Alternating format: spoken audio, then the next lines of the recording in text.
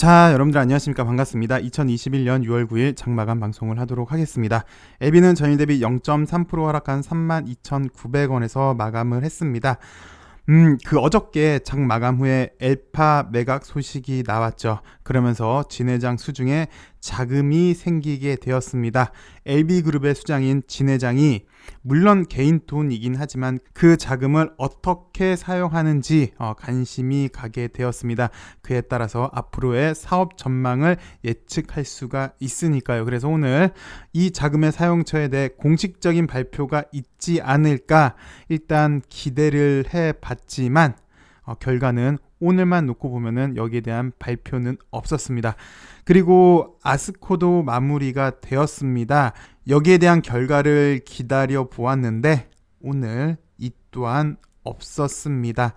주주 입장에서 보면 매우 기대치가 큰 하루였죠. 자금 투입 그리고 국제적인 학술회의가 끝났으니까 거기에 대한 기대치가 큰 건 당연했을 텐데 결과는 없어서 좀 허무한 하루이지 않았나 싶네요. 물론 회사 입장에서 보면 자금 투입 이런 건 회장 개인 돈이긴 하지만 경영권과 관련된 주요 사항이다 보니까 신중해야 하는 것도 맞긴 하겠죠. 그리고 아직 대금 완납하려면 약 2달이라는 시간이 더 있어야 하니까 또 그 중간에 무슨 변수가 생길지도 모르니까 조심하는 건 이해한다지만요. 오랫동안 기다려온 주주 입장으로는 당장은 답답한 건 맞습니다. 아스코도 마찬가지입니다. 물론 LB가 현재 증선위의 레이더망에 있는 것도 맞습니다. 또 지난번에 증선위에서 걸고 넘어진 게 S모때 보도 자료로 걸고 넘어졌잖아요. 그래서 지금 더 신중하다는 건 알겠는데 학술 대회가 끝나고 리보세라님의 연구 결과를 알려주는 것 역시 주주들에 대한 예의이지 않나 싶습니다. 어쨌든 오늘 이 두 개를 기다려 보았는데 없어서 아쉬운 하루이지 않았나 싶습니다만 돈이 없어지는 것도 아니고요. 계약을 했고 완납이 되겠죠. 그래서 분명 어떤 방식으로든지 집행이 될 걸로 보여지고요. 아스코 연구 결과도 마찬가지로 보여집니다. 어떤 방식으로든지 나오지 않을까 그렇게 생각을 합니다. 그러면서 또 오늘 하루의 아쉬움을 달래야 될 것 같습니다. 기술적으로만 잠시 보시면요. LB 오늘 장 초반 분위기 상당히 좋았죠. 아스코 발표 기대감도 있었고 또 진회장의 자금 집행 어떻게 쓸 것이다 라는 거에 대한 기대감이 있었기 때문에 장 초반에는 분위기가 좋았습니다만 쭉 이어가지 못하고 이런 윗꼬리가 달렸습니다. 요 당시 수급이랑 좀 비슷한 것 같습니다. 일단 지금 LB는 힘들게 엘파권으로 상승 모멘텀의 작은 불씨를 지금은 살려냈잖아요. 그래서 요렇게 다시 가려면 이젠 불씨를 살려냈으니 장작 그리고 바람이 필요하지 않을까 싶습니다. 그리고 오늘 전반적으로 시장이 그렇게 좋지가 못했습니다. 내일 선물 옵션 동시 만기일에 대한 경계감으로 보여지는데요. 그 와중에 공매도 역시 오늘 극성을 부린 모습입니다. LB뿐만 아니라 그나마 LB는 좀 양호했던 것 같아요. 전반적으로 시장이 안 좋았고 특히 바이오주들도 보시면 이렇게 안 좋은 모습을 보였어요. 내일 동시만기에 대한 경계감 그리고 공매도 영향으로 보여집니다. 그리고 재밌는 게 백신 관련해서는 셀리드가 좀 좋았던 모습이었고요. 그에 반해서 제넥시는 약 12% 정도가 빠졌네요. 셀리드는 국내 백신 성구매 그리고 비교 임상에 대한 것으로 좋았는데 제넥시는 백신 효능에 의심이 가면서 하락이 좀 컸습니다. 제가 왜 지금 셀리드랑 이걸 말씀을 드렸냐면 일단 백신이잖아요. 백신 관련해서 LB 관련주로 넥사가 있습니다. 그래서 잠시 셀리드를 좀 보여드릴게요. 근데 이거 N자양 파동을 제가 몇 차례 설명을 드렸어요. 그러면서 설명을 드릴 때 제가 넥사를 보면서 말씀을 드릴 때는 시젠이랑 신풍제약을 이런 N자형 파동으로 전형적인 차트로 보여드렸거든요. 그러니까 그게 뭐였냐면 다시 한번 좀 보여드리면 이런 큰 상승 다음에 기간 조정이 좀 필요해요. 얘 같은 경우는 3달 다음에 요때가 스타트였어요. 한 번 더 테스트가 있고 그 다음 세 번째 돌파할 때 대량 거래 나온 거 보고 스타트해서 이렇게 2차 파동이 나와줬거든요. 시젠을 보시면 신풍도 비슷합니다. 신풍도 보시면 이런 큰 1차 상승 다음에 얘 같은 경우는 2달 정도 기간 조정을 거쳐줬네요. 그리고 한번 얘도 테스트를 해봤고 그 다음에 대량 거래가 나오면서 이렇게 시작을 했던 얘 케이스예요. 신풍제약 같은 경우도요. 근데 셀리드 같은 경우는 같은 이런 N자형 파동이 나오는데 얘도 물론 한 번, 2번 다음에 이제 3번째 돌파를 하는 건데 얘 같은 경우는 아까는 이렇게 장합 패턴이 나오든지 아니면 상한가가 나오면서 갔는데 얘 같은 경우는 장중에 이렇게 돌파를 해버렸어요. 그러면서 이런 모습이 나와줬는데 이런 비슷한 케이스가 이수앱 지수도 마찬가지예요. 얘도 이 직전 이런 파동 다음에 물론 얘는 이런 폭이 좀 컸습니다. N자형이 좀 컸는데 한 번 도전해보고 2번 도전해보고 얘 같은 경우는 장중에 상한가로 돌파를 한 거잖아요. 이렇게 딱 여기 안 맞고 이미 더 돌파를 해버린 케이스. 그러니까 같은 N자형이어도 시젠이랑 신풍은 여기에서 끝나는 N자형이었고 얘는 장중에 이렇게 돌파해버리는, 이수앱지스랑 셀리드 같은 경우는 장중에 이렇게 돌파하는, 같은 N자형에도 약간 차이가 나는, 약간 변형이 되는 케이스로 이렇게 설명을 좀 드렸어요. 그래서 넥사도 나중에 좀 전에 시젠 같은 패턴이 될지 아니면 저기 셀리드나 이스웹치스 같은 패턴이 될지, 어찌됐건 얘 같은 경우도 요 일단 직전 저점은 돌파를 해줘야 됩니다. 대량 거래가 나와줘야 되고요. 그런 면에서는 같은 N자형이지만 약간 차이가 나는 변형이 있는 N자형에 대해서 살펴보셨습니다. 그리고 오늘 엘파가 상한가에 갔습니다. 점상으로 갔습니다.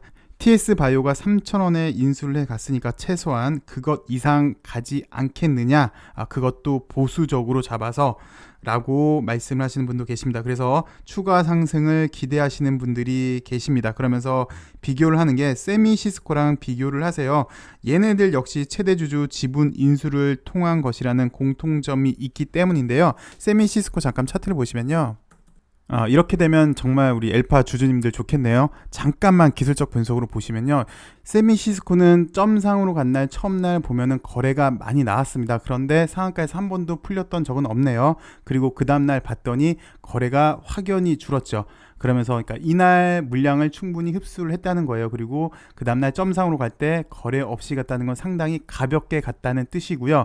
그 다음날 보니까 물량이 나왔어요. 물량이 나오면서 결국은 상한가에 안착을 했다는 게 중요한 거거든요. 그래서 지금 유통하고 있는 물량을 충분히 흡수했다고 볼 수가 있습니다. 그리고 그 다음날 보니까 그 전날보다 거래가 더 나왔어요. 이건 뭐냐면 수익 실현하는 그 물량을 다 먹고 재차 상한가로 올렸단 얘기잖아요. 그 이야기는 내가 이제 물량을 충분히 갖고 있으니까 이거보다 적은 물량으로 쉽게 컨트롤할 수 있다라는 얘기가 되었고, 그 다음날 보니까 어느 정도 상한가에 안착은 하지는 못했으나 양봉으로 마감을 했죠. 그리고 수익 실현 요구 물량도 많은 것 같습니다. 지금까지 보니까 대량 거래가 나왔고, 왜 이런 파동도 말씀을 드렸잖아요. 그래서 이런 1차 파동이 지금 연결이 된 걸로 보여져요. 그리고 그 다음날 보니까 하루 정지 먹고 곧장 거래가 줄면서, 그러니까 이 당시 때 충분히 물량을 흡수를 했다고 볼 수 있겠죠. 그래서 거래 없이 상한가로 이렇게 만들었고, 그 다음날도 거래 없이 이렇게, 오늘인가요? 오늘까지 이렇게 거래 없이 상한가로 만들었습니다. 그래서 뭐 내일 정도까지가 될 것 같네요. 이렇게 짧은 이런 파동이 나왔고, 점상 그리고 상한가 나오는 그런 모습을 봤는데요. 예전에 파미셀 제가 몇 차례 말씀을 드렸어요. 파미셀도 이 당시 때 우회 상장권으로 의류회사 FCB12였나 그거를 이제 인수를 하면서 쭉쭉 갔었던 거죠. 물론 그 와중에 또 이제 이슈가 있었던 게 그 당시 때 아마 태진아 견밀이셨던 것 같아요. 그러면서 처음으로 점상을 갑니다. 그리고 그 다음날은 더 거래가 없죠. 그래서 2연상까지 성공을 했고, 그 다음날 3연상 나올 때 거래가 나옵니다. 차익 실현 물량 욕구, 그리고 그 물량을 다 흡수러 간 거고요. 그리고 그 다음날 보니까 더 거래가 늘었어요. 이제 완전히 물량을 싹 다 가져갔다고 보시면 될 것 같아요. 물론 조심은 해야 됩니다. 그리고 그 다음날 보니까 거래 없이 또 상한가를 만들 수가 있었죠. 그 전날 이렇게 이틀 동안 물량을 충분히 흡수를 했으니까요. 그리고 또 거래 없이 상한가를 쉽게 만들 수가 있었어요. 이게 전형적인 차트이긴 해요. 그리고 이틀 쉬어준 다음에 거래 없이, 이 당시 때 물량을 흡수했기 때문에 거래 없이 상한가를 만들 수가 있었고요. 또 거래 없이 상한가를 만들 수가 있었고요. 그 다음에 이제 대량 거래가 나오니까 조심을 해야 되는 경우죠. 근데 얘 같은 경우는 좀 특이한 게 점점점점 다음에 다시 한번 또 파동이 나왔다는 게 좀 특이하긴 합니다. 그리고 한전산업도 마찬가지예요. 근데 얘는 신규주로 이렇게 갔었던 모습이거든요. 점상 물론 이것도 있었는데 얘 같은 경우는 그 여러 차례 말씀을 드렸잖아요. 신규주 매매 패턴은 그 당일날 거 종가 돌파하는 거, 그래서 이날 최초로 거래가 많이 나오면서 상한가에 갑니다. 그리고 그 다음날 보면은 확실히 두 번째 날 상한가 할 때 이렇게 거래가 없죠. 그리고 셋째 날 넷째 날 거래가 늘면서 상한가에 갔습니다. 그 말은 여기 있는 물량을 다 흡수했다는 얘기가 되겠죠. 그리고 그 다음날 보니까 정말 소량 거래로 점상을 만들었고, 그 다음날 이제 물론 거래가 나왔다만 상한가에 성공을 했고, 이렇게 다시 한번 올렸던 케이스. 이렇게 지금 점상만 나오는 케이스를 세 가지로 한번 보셨죠. 물론 엘파도 이렇게 된다, 뭐 세미시스코나 지난번에 파미셀이나 한전산업 이렇게처럼 된다라는 보장은 없지만 보시면 충분히 이해가 되실 겁니다. 거래량이랑 상한가를 보시면 충분히 여러분들도 대응이 가능하실 것 같아서 말씀을 드렸고요.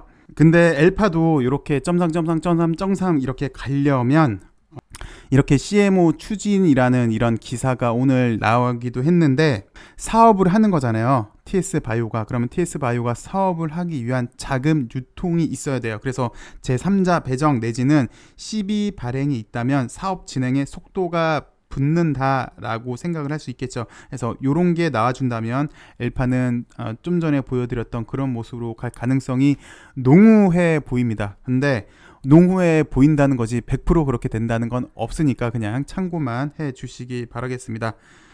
그리고 LB도 엘파 주식이 있어요. 어저께 물론 양수도 계약으로 이제 최대 주주분은 다 매각이 됐는데, LB가 엘파 보유하고 있는 약 122만 주는 매각을 시키지 않았잖아요. 그래서 한 두 가지 정도로 생각을 해볼 수가 있을 것 같습니다. 그래서 LB랑 TS바이오가 전략적으로 제휴를 하지 않겠느냐. LB도 세포 치료제가 있죠. 카티 세포 치료제가 있고 얘네도 NK 세포가 있고 세포 치료를 하고 있으니까 전략적 제휴를 하지 않을까, 이렇게 주식을 갖고 있음으로써, 그래서 첫 번째로 그렇게 생각해 볼 수 있을 것 같고요. 아니면 최소한 LB도 지금 엘파 주식을 보유하고 있는데, 만약에 엘파가 좀 더 큰 상승이 나온다면 지분을 들고 있으니까 수혜를 보고 있지 않을까, 그렇게 생각이 듭니다.